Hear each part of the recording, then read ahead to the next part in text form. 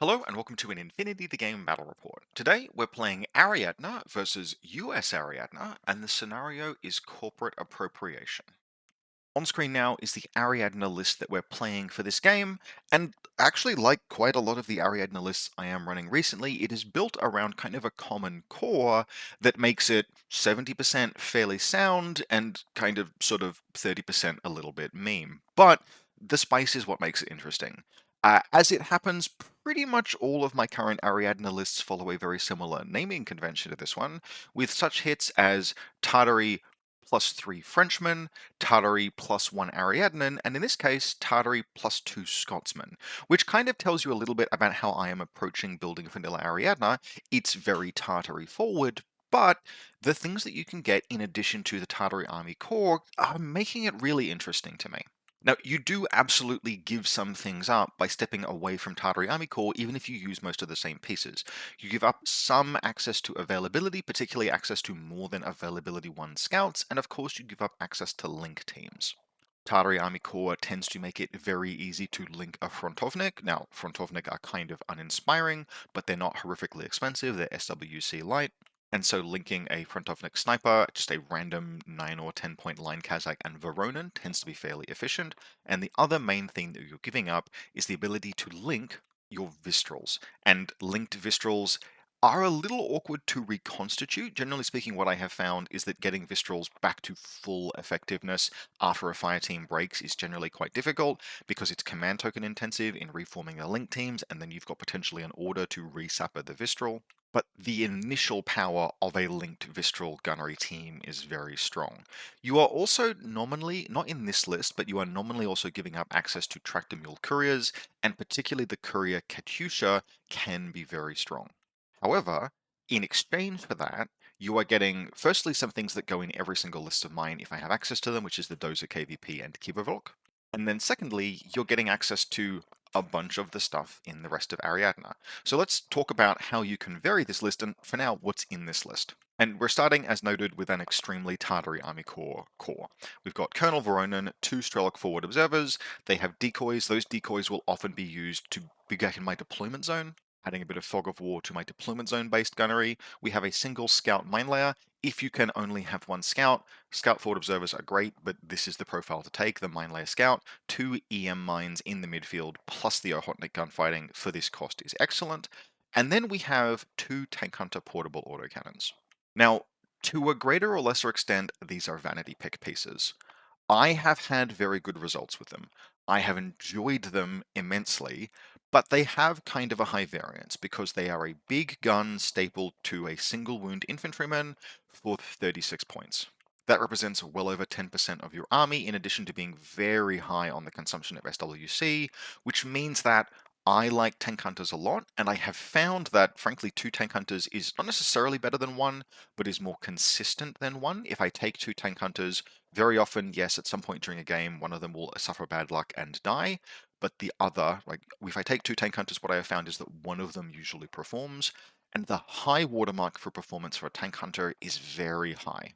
And that's because they share the wonderful thing that has always made me love Plasma, which is that they are packing an ammunition type that just says, it'll be fine. All you have to do is win the face-to-face roll by like 1 dice. Get 1 dice through, and the ammunition will take care of the rest. You don't need to spray out heavy machine gun shots and land 3 hits for the hopes of doing 1 wound to a tag, because the portable autocannon is damage 5, explosive armor piercing. And in practice, most of the time that makes it more dangerous, often considerably more dangerous than Plasma, and Plasma is historically my favorite ammunition type. Now, there are some exceptions. There are times where the tank hunters are bad. The worst of those times, and this is a case where Plasma would be good, is against immunity armor, where what you have effectively is a 3 dice heavy machine gun. But the tank hunters can act as defensive elements. They are very powerful ARO pieces, they are powerful ambush pieces, and they are powerful offensive pieces. And for that point, although yes, they are 36 points and single wound, I have been really enjoying taking two of these. We then have two dynamos. These are duoed, just like in Tartary Army Corps. This is a snap pick. These are fantastic. You actually have a number of different configurations, and if you need to save points or SWC, you can move away from this configuration. But the Boarding Shotgun Paramedic and AP Spitfire, this is the most expensive overall way of running this, but it's the highest utility. You still have the smoke grenade launchers, you still have the boarding pistols, you still have the mine dispensers. But in addition to that, you have a specialist who is a paramedic, good in Ariadna, and an AP Spitfire. The first time I tried the AP Spitfire Dynamo, it didn't perform fantastically, and I kind of moved away from it to save points and SWC, because if you turn this into a Panzerfaust submachine gun dynamo, you save 11 points and 1 SWC, which is a lot. I was convinced to play it again a little bit by the closest thing I have to an Ariadnan sensei, which is the player Karez. Karez, as always, big thanks to your input for my Ariadna lists. And the first game back that I pulled this guy off the bench, she killed Hippolyta in active turn. And then the next game, she went on to shred a military orders link team. In this game, we won't see the AP Spitfire do very much, but it is a fantastic firepower of opportunity piece. If there's just a point on the board where you go, wow, a gun would be fantastic in that location, taking those shots, having smoke and being 8-4 move lets the dynamo deploy to that location and then take a gunfight that might just crack open the game.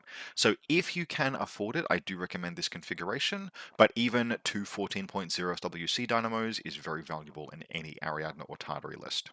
We then have a tractor mule, because I ain't taking two dynamos without an ability to reload those mine dispensers.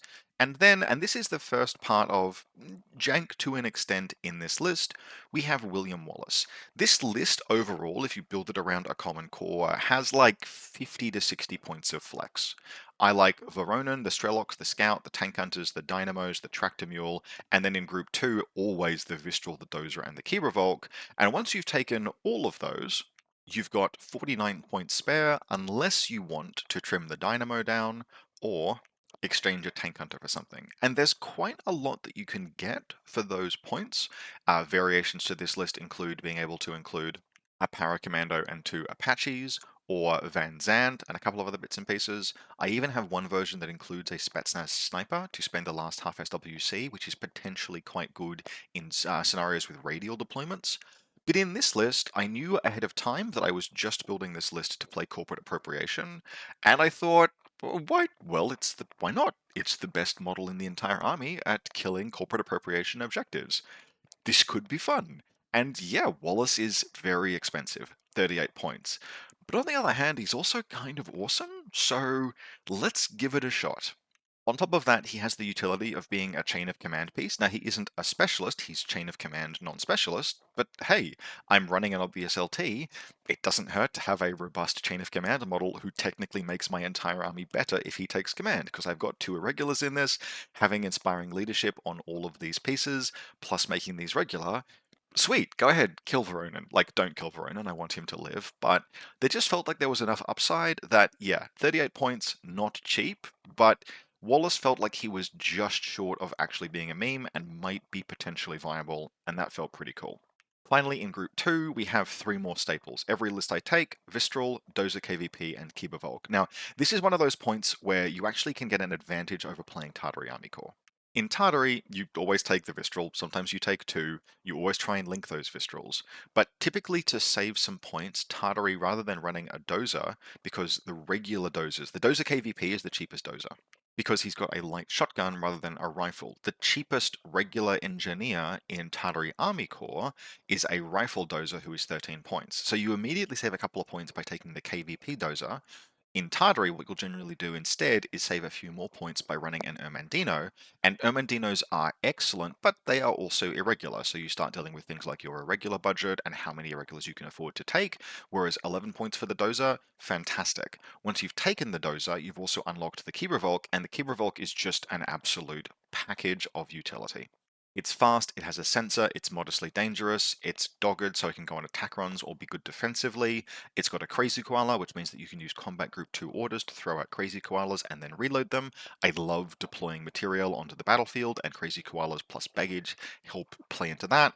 And then just the sensor is sometimes very, very useful. It is a tremendously good package for 12 points, and the only cost, quote unquote, is that you must take the dozer, and the dozer, as established, is already valuable. So this package is doing something that Tartary Army Corps can't. Not really sure why. I guess Keeper Volk kind of makes sense as a unique to Cosmoflot kind of piece, but very glad to have access to it in Ariadna. Now, once we've taken Wallace, our remaining points to flex are pretty limited, and so this is a very lightweight bottom end. We have a single Sasha and a single Highlander. I like both of these pieces, they are valuable, they are the only irregulars that we're running in the list, so it's pretty tolerable to take the two of these quite easy, especially with Veronan's +1 command token, but these are pieces that can become better things if you have more points.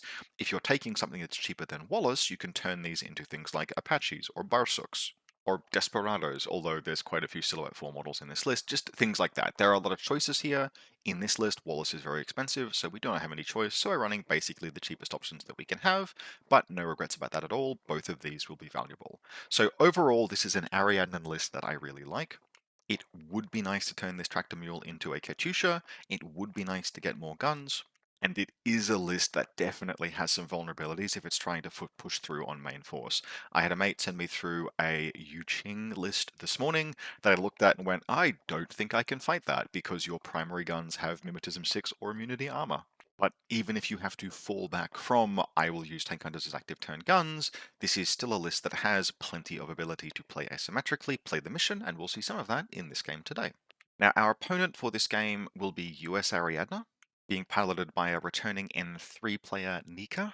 And while as far as matchups go, vanilla Ariadna versus USAriadna isn't fully into coughing baby versus nuclear bomb territory, it is a little bit of a force mismatch. Mostly because vanilla Ariadna is in a really good spot as far as I'm concerned. It's not a top tier faction, but it's very competitive, whereas USAriadna is sound, but they're still relying very much on pieces that are single wound, maybe a force mix that has a little bit of awkwardness in it, but they are definitely overall in a much better spot than they were at the beginning of N5.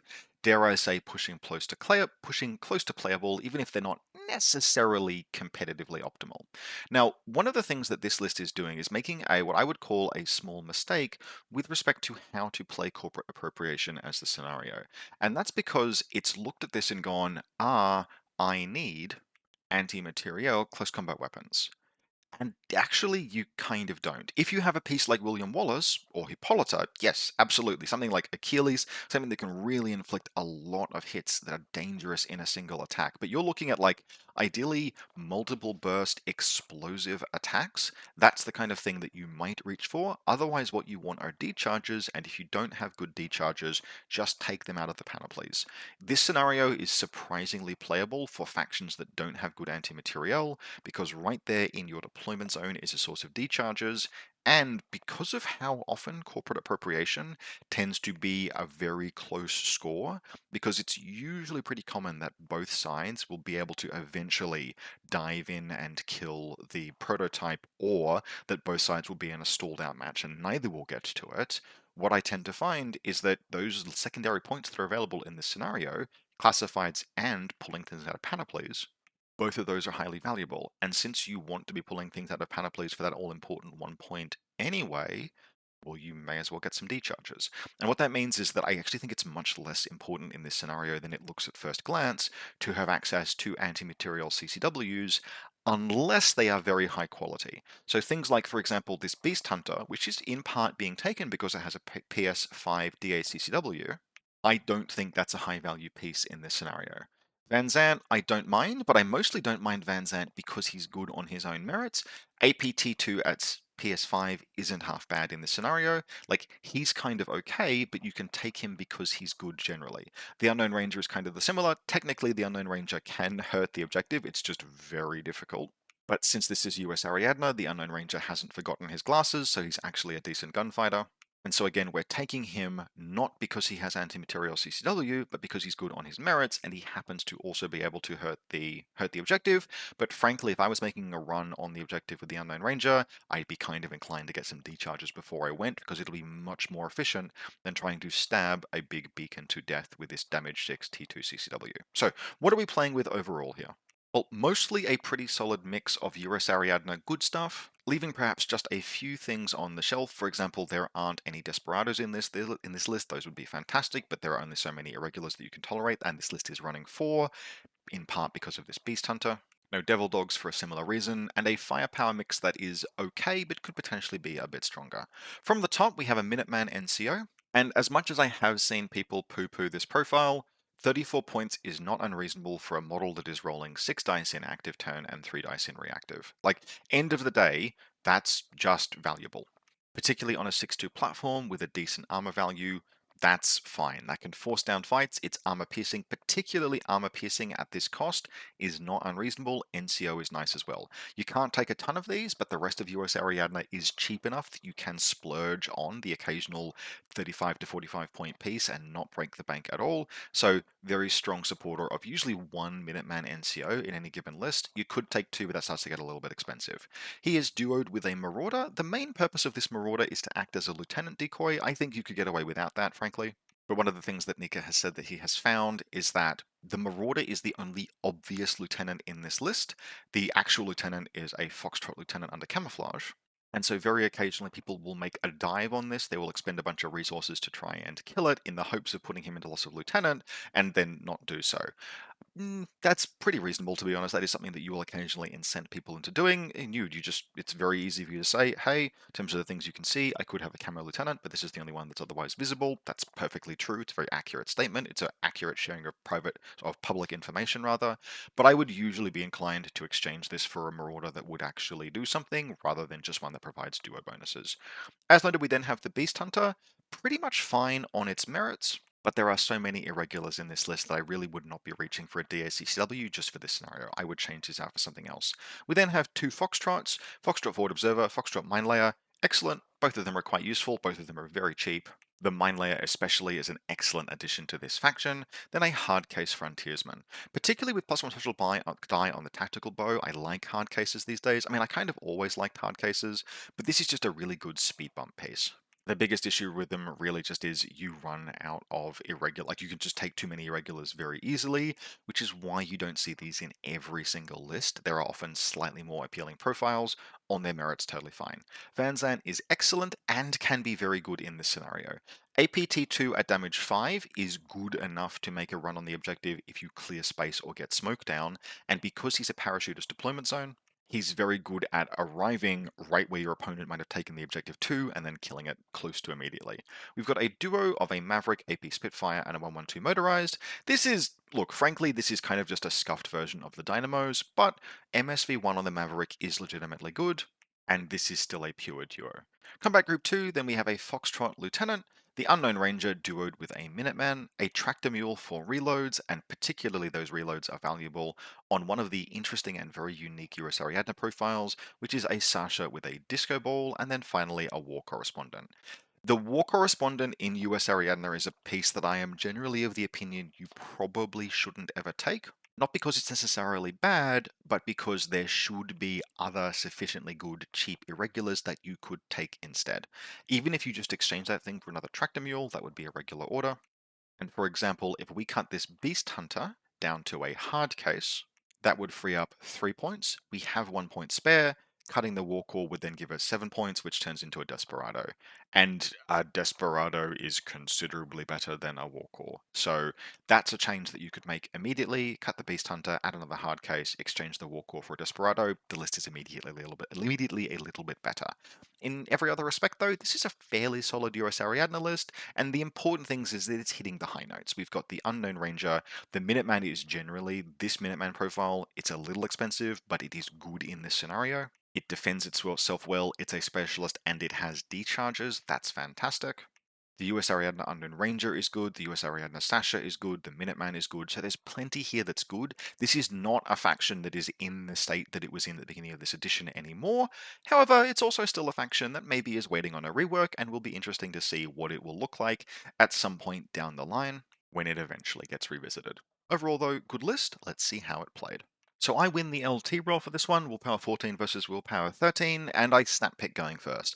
I don't hate playing Corporate Appropriation from second, particularly with a list that can put quite good Overwatch down over the objectives, list with good mines, etc.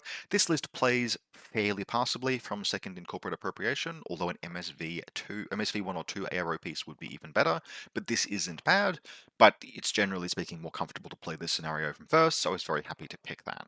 My opponent picks the Table Tide on the left, and chooses for this objective to be the one that he is trying to steal, while this objective will be the one that I am trying to steal. So I will be looking to destroy this one, and he will be looking to destroy this one. Now, after quite a few games now of this scenario, that is something that I have finally learned to make proper note of and get into my head in a way that sticks, because I think I've had something like 2 or 3 games of Corporate Appropriation previously where we sat down and we agreed which objective was which, and then I still deployed in a way where I thought I was going to be making a run on an objective that I needed to destroy. So get those fixed in your head before you start deploying is one of the pieces of advice for this scenario, because it's really, really important. Now, in terms of how I have deployed, we have a mess of camouflage markers scattered throughout the DZ and the midway line up to the exclusion zone. With the important thing to note is that what I've done here is I have 2 different Strelok decoys that I've thrown back into my deployment zone. I've done that to provide some fog of war for the tank hunters, which is a relatively small play that I help finds get just a little bit more out of them. So what we've got from top to bottom, we have down here 4 Mimetism 3 camouflage markers, 2 EM mines. Now, I don't normally like clustering the EM mines as far forward as I have in this scenario. It's just that this was a little bit like there weren't that many good places to put them. I would usually have 1 EM mine overwatching the objective, but in this case, there just wasn't a good place to put a second one. However, we do still have the Scout on a sort of overwatch position and the Strelok hanging back here. The Strelok has put its decoy back into my deployment zone, so there are 2 Mimetism 3 camouflage markers here, both within 8 inches of the Strelok. This one at ground level is the decoy, and this one at high ground is the tank hunter. In the middle of my deployment zone, we then have a bunch of things that are actually deployed. So we have the Desperado duo, they're positioned so that they can drive out easily in turn 1, and as they go, they can swing past the panoply in order to pull some things out of the panoply. We've got the Sasha on the rooftop up here. She's rolled a heavy machine gun. That's hilarious, and it will actually matter this game. And the Tractor Mule is on this rooftop. Just to note, this is not necessarily a completely safe position, it's just that I didn't have that many other good places to put him. The Tractor Mule is on a Silhouette 4 base. When you are deploying pieces like this, you have to be really careful. It can be easier than you would think to draw line of sight to the back of a Tractor Mule's base from high ground. And in this case, in fact, I am pretty much certain that a model on this rooftop can shoot the Tractor Mule very easily. It's just that there wasn't really anywhere else to put it. When you are deploying Silhouette 4s, and especially when you're deploying things like Veronin, that's important to bear in mind, which is why Veronin is on the back of the table back here. He is facing toward the table edge, and that means that he is extending his flash pulse all the way along these positions, which means that if Van Zant turns up, I have at least a first line of defense, which is quite important because I'm very willing to assume that Van Zant might turn up. Finally, we've got the Kiebervolk over here. As a reserve drop, we have the Vistral all the way back in this back corner. The Engineer is hanging out here. The Vistral has pretty good AROs. Mostly what it'll do is serve to force out some smoke. And by sitting in the corner, it's positioned in a way where Van Zant can't get behind it, so it's also a piece that's serving as an Overwatch element against Parachutist deployment. Finally, we've got a camouflage marker here. That is a Strelok. This is the Strelok's decoy inside my deployment zone, and then the Tank Hunter is back here. I would ideally like the Tank Hunter to be inside range of the Strelok, so it's not obvious which of these is real and which of these is question mark, question mark, question mark.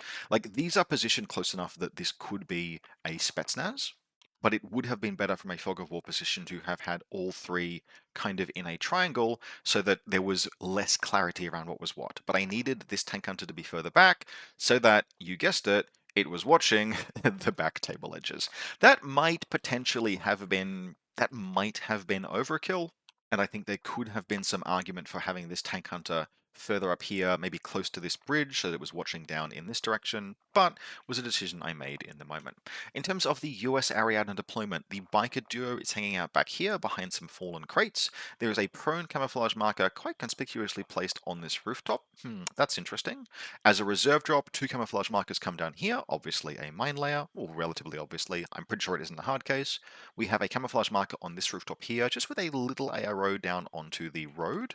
And then we've got the Minuteman HMG and Marauder duo on this rooftop. The Sasha is hanging down here with the Beast Hunter and the hard case. The hard case is positioned to look like a mine and a camo marker. The tractor mule on the rooftop so that it can reload the Sasha, and then the unknown ranger and his friend are hanging out down here. This guy back here watching the deployment zone, sort of in the same way that I am, and the unknown ranger ready to move out fairly easily. Otherwise, we have the war correspondent on this roof, 360 visor, so it's doing the same thing. So there's lots of watch your back in this scenario since both of us have access to high quality parachuters to deployment zone pieces. Oh, finally, I think I forgot to mention it, but you can just see down here, this is my Galwegian, and we'd best not forget him because he will be important on the first turn. Now, I'm going first in corporate appropriation, and pretty much always what you do need to do in this scenario is grab the objective and get it back. Technically, there is a 2-turn window for the first player, because the second player cannot destroy the objective on their first turn, but the first turn is often when you'll have the easiest run, and I do choose to make the run on the objective. It's just the cleanest way to get up on scenario. Particularly since my bikers are my best unit for grabbing the beacon or grabbing the prototype and getting it back, because they move so quickly with their first short skill and have very productive uses of their second short skill. I'm not inclined to expend them in an assault, and my opponent is too dug in and just not giving me, like, there's nothing on the ramparts. There's nothing for me to move up and shoot comfortably and easily. He's dug in well, he's deployed well. I'm mostly presented by camouflage markers that I mostly know will be low value pieces, mines or decoys, and so I'm really not inclined to shove up the guts because there's just nothing that I can get. Things are on rooftops, things are hidden, I'm being presented by camouflage markers, so we're going to play scenario. Though there are two lines of advance that we're pursuing here. Both of them will be moving forces up through this alleyway. The first will be the Galwegian. It's going to move up and around here and then up and around here. It's doing that to try and see what is happening in this space, and it performs very well. I think I end up getting a discover on this from outside 8 inches. Galwegian's got fairly good willpower, reveals it to be a decoy. Cool, unsurprising. I now know that there's a hard case there. Galwegian will continue around this direction until he gets line of sight to the Sasha, at which point, oh, okay, whoops, there's a model there that you'll be able to chain rifle, so some things reveal. Now, this is not going to be a particularly lethal exchange. The Galwegian will end up here. He will put a chain rifle into the 3 of these pieces. The +1 special die tack bow from the hard case will miss. The hard case will go down, but both the Sasha and the Beast Hunter back here will dodge just fine. That means that I've spent basically an entire combat group's worth of orders to unpick a little bit of camouflage and trade 5 points for 12 points. Not a fantastic run, but the Galwegian is still alive, and therefore presents a problem for my opponent in my opponent's turn. The only other order that is spent in that combat group is that the Sasha stands up, moves up and over this air conditioning unit to draw line of sight to the war correspondent, and the Sasha kills the war correspondent with her heavy machine gun. All of the rest of the orders are basically spent moving the bikers around, although William Wallace will make a run up to this position here to stage himself a little bit better for a subsequent turn. So the bikers are going to move up, and they've got a pretty planned path. The first biker is going to start just about in contact with, move past the panoply, pull, I think it got grenades out of the panoply, nothing that would matter. The other biker will get to the panoply in that order. It will begin its next activation in contact with the panoply. It will activate the panoply. It will pull out a light flamethrower. But the point is that I've just ticked up 2 panoply choices. I think there's probably an argument I should have gotten decharges, but it's a bit too easy to hide from the bikers on rooftops in this scenario. So cool, we've pulled 2 things out of the panoply. That's not something that will necessarily net any points yet, but it means that my opponent now needs to pull 3 things out of panoplies to be ahead of me, and I did that just as part of moving these things forward. Having gotten further forward, the bikers are then going to just lay down smoke here, so they don't have to deal with the entire situation that's emerged between the Galwegian, the Beast Hunter, etc. They're going to grab the objective, and then they're going to pull back, and as part of the pullback, once you've grabbed one of these prototypes, you can only use your first short skill to move. If you'd like to cheat your way past that, by the way, and you're not using something like a biker, you can declare long skill jump. for a bit of extra movement, or you can declare move dodge. Generally speaking, things like bikes are very good at grabbing these because they have a very long first short movement skill. In the case of the not Desperados, of the Dynamos, I could be move dodging, but my mines are not yet empty, so I'm going to be moving and firing off mines. And we're basically just going to spew out a bunch. We'll put some down over here. We'll have some where we can thread the needle past the smoke and get them down sort of in and around this garden bed. And mostly we'll just have a big path of mine, some that'll even be a bit further back this direction, before we pull back to a position of safety. So in terms of lethality in this turn, okay, we got 2 kills, and not very high value kills at that. We killed a hard case and a war correspondent, but we didn't lose anything, and we've accomplished the first and most important scenario objective, which is we've grabbed the box and gotten away with it. Everything is back in a good position, we have more material on the board than we began, none of our camouflage is revealed, so that's a good enough first turn. I think I'm even able to use Wallace to reveal this mine on the way forward, although I don't end up having enough orders to also shoot it. I do think it's really interesting that what I would generally consider to be a pretty good, pretty clean first turn didn't actually net anything meaningful in terms of points worth of kills. I killed 2 irregulars. But whether that speaks to actually USAriadna is fine at defending, particularly against this kind of list, or maybe I'm bad at attacking, I'm not sure, but it is just kind of an interesting point. So my opponent begins his first turn, and he basically has to pull all of the same tricks that I did, but with more emplaced defenses in the way, against possibly better ARO pieces, and having to dig his way out past a Galwegian to begin with. And he's actually going to be able to do all of those things, but whereas my first turn didn't cost me any casualties, his first turn is. And to accomplish his goals here, he's going to have to push forward along 2 different axes. Basically, horns of the bull up either side of his table. Up the right side of the table from his perspective, the Unknown Ranger and the Minuteman are going to need to push. And they actually spend quite a bit of time enlisting support from the Sasha, getting down some Eclipse smoke, moving very carefully, because these camouflage markers are threatening to them. Quite reasonably, one of them contains a Tank Hunter autocannon, but it does mean he is perhaps marginally less efficient than he would really like to be in this group, but he does have the orders to spare. Between NCO and Tactical Awareness, this is a surprisingly order flush group for a small combat group, and he is able to safely discharge both of these mines. Safely discharge, I think there might be a Crazy Koala down there somewhere, and he's able to put down the Galwegian and the Sasha before moving up and around to occupy sort of this position here and here. The Unknown Ranger is nominally a little exposed to danger, but with +1 special die and an MSV and Mimetism, pretty well placed to engage the things that I might fight him with. And so generally a fairly low order intensity, clean advance to occupy this position and put down a couple of troublesome irregulars of mine. So scores 2 kills that turn. Along his left flank, up this open highway, the bikers have to push. Now they lay down a whole bunch of smoke, they're able to get down smoke sort of down here, move up and around through the cover of the Vistral, but sooner or later there has to be a sacrifice made because I have too many mines overwatching this objective. And so, in that vein, the 112, being the less valuable of the 2, slots Welcome to the Jungle onto his cassette deck on his motorcycle and yeets up and over, does a big ramp over this car, out through the smoke, triggering 3 different mines and Vistral ARO.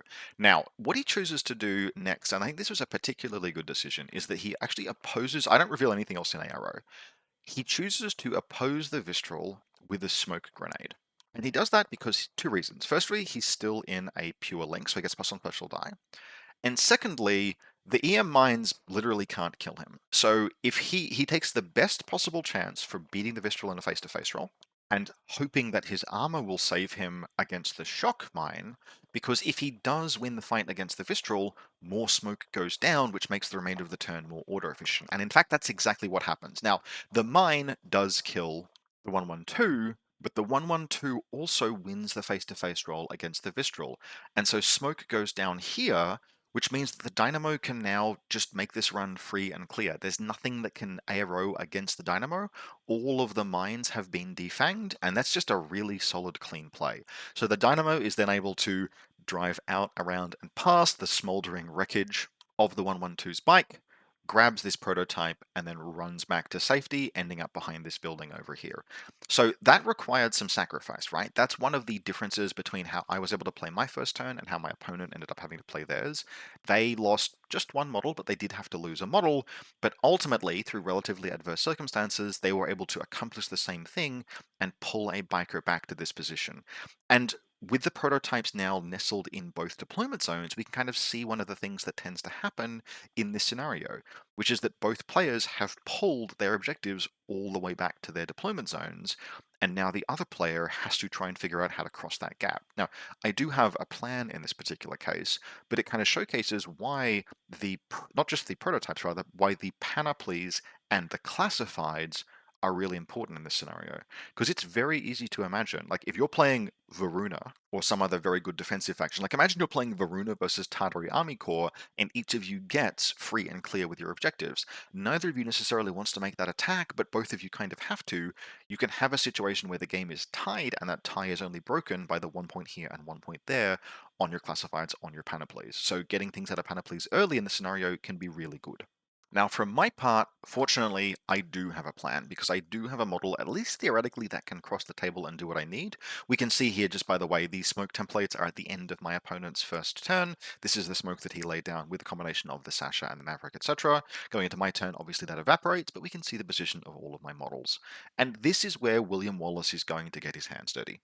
Now, this does end up being a close run thing. He's going to move out and around and use his rifle to put down this mine.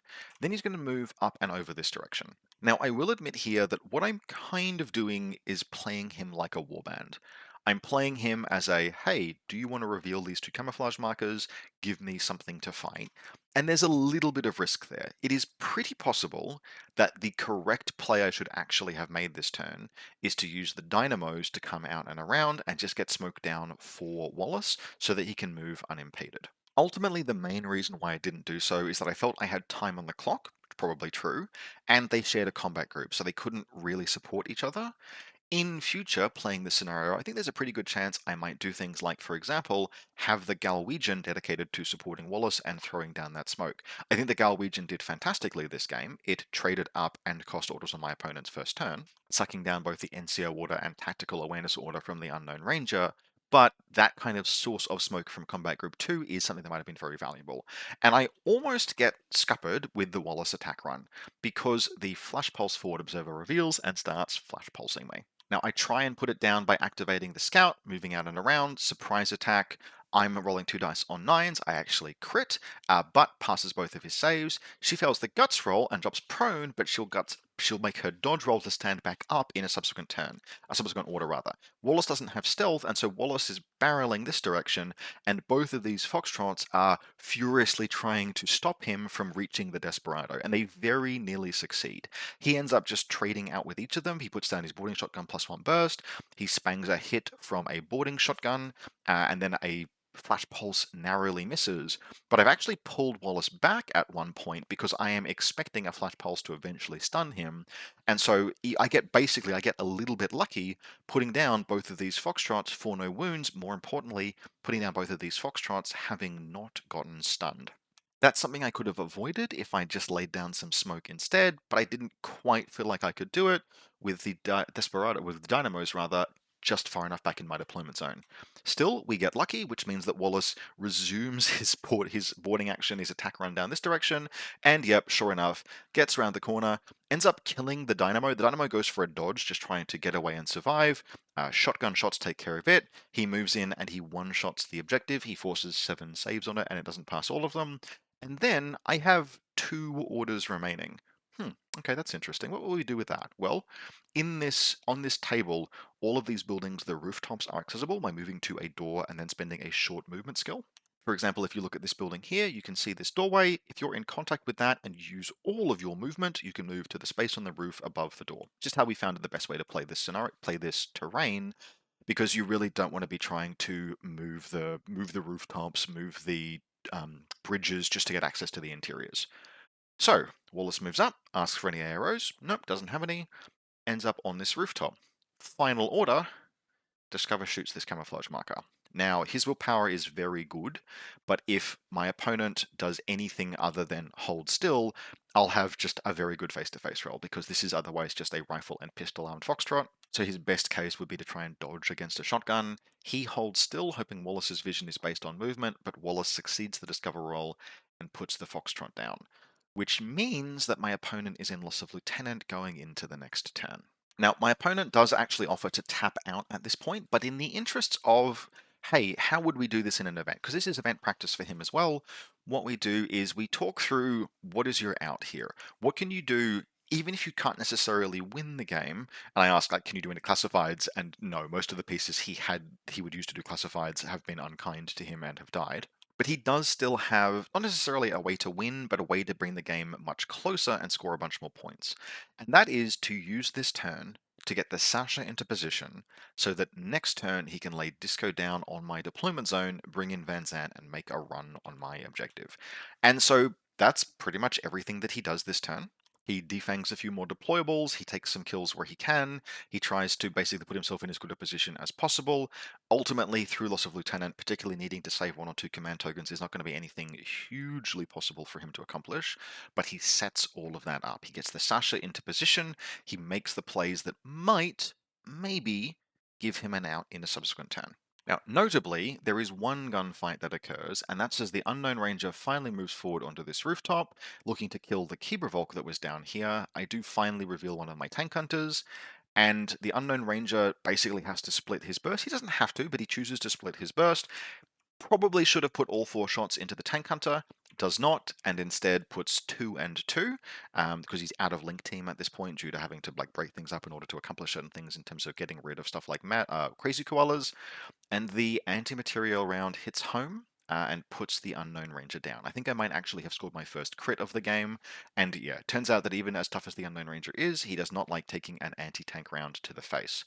That means as I head into my final turn, I'm kind of as aware as my opponent is of what he needs to accomplish, and so I'm looking to go and score as many classifieds as I can and kill as much as I can. So a few things will happen here. The first is that this tank hunter will go on an absolute tear.